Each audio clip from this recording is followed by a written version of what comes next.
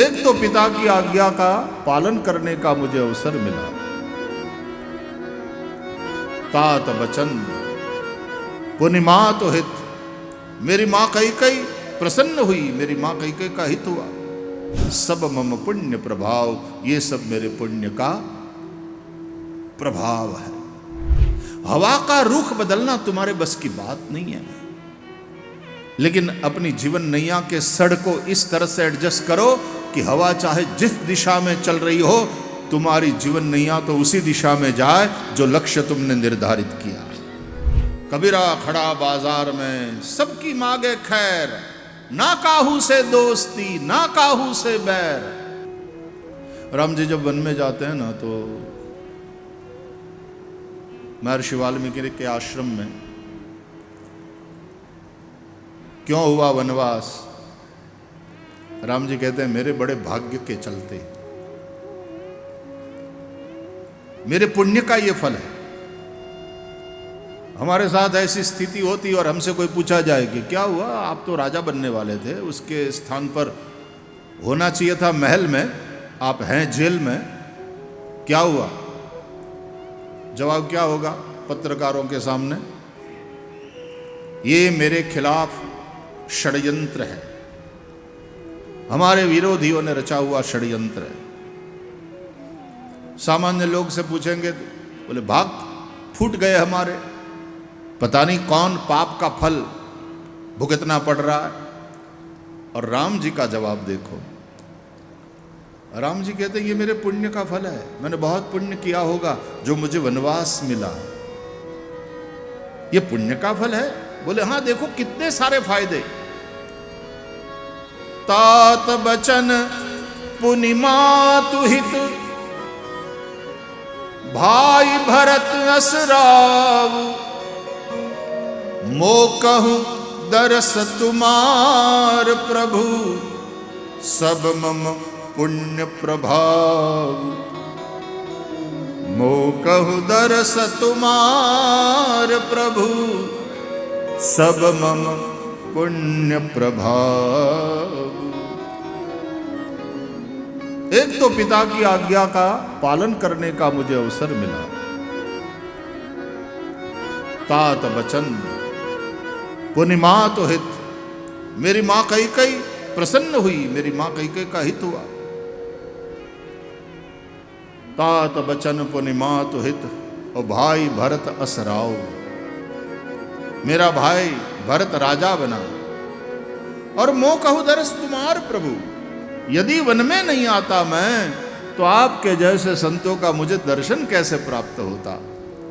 इतने सारे फायदे हैं, इसलिए कह रहा हूं महाराज, सब मम पुण्य प्रभाव, ये सब मेरे पुण्य का प्रभाव है। See the positive thinking of Lord Shri Ram. You cannot change the direction of the wind, but you can adjust your sails. हवा का रुख बदलना तुम्हारे बस की बात नहीं है, लेकिन अपनी जीवन नैया के सड़ को इस तरह से एडजस्ट करो कि हवा चाहे जिस दिशा में चल रही हो, तुम्हारी जीवन नैया तो उसी दिशा में जाए जो लक्ष्य तुमने निर्धारित किया। That is the art of living. यही जीवन जीने की कला। आपका परसेप्शन क्या है, आपकी दृष्टि क्या है? घटना तो घटेंगी, अनुकूल परिस्थितियां बनेंगी, प्रतिकूल परिस्थितियां भी जीवन में बन सकती हैं। आप किस तरह से देखते हो, आप किस तरह से टैकल करते हो, उस पर सारा मामला निर्भर है। And that is why happiness is not the outcome of something. It should be your resolution. जब दृष्टि तुम्हारी ऐसी बन जाएगी,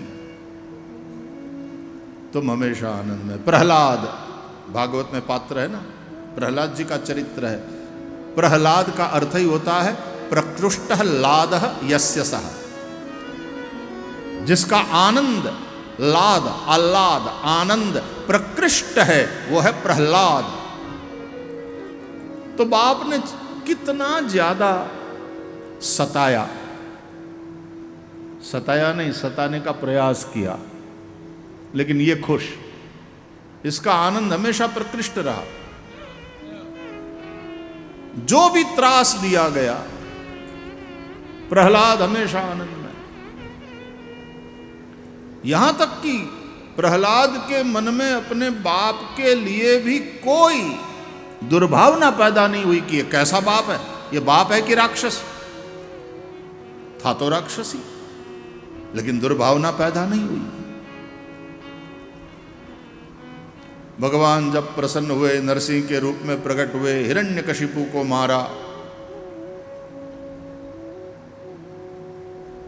ऊपर का शरीर सिंह का है, प्रहलाद को अपनी गोद में लेकर के और फिर भगवान उसको चाटने लगे, जैसे शेरनी चाटती है ना जिह्वा से अपने बच्चे को। भगवान सिंह के रूप में चाटने लगे, प्यार करने लगे। और दो बातें, नरसिंह भगवान ने कहा, तू बालक है, इतना कोमल है, तेरे ऊपर इतना अत्याचार तेरे बाप ने किया, तूने मेरे लिए बहुत सहन किया। प्रहलाद, तेरी सहायता में आने में यदि मुझसे विलंब हुआ है, मुझे क्षमा करना। Can you believe this?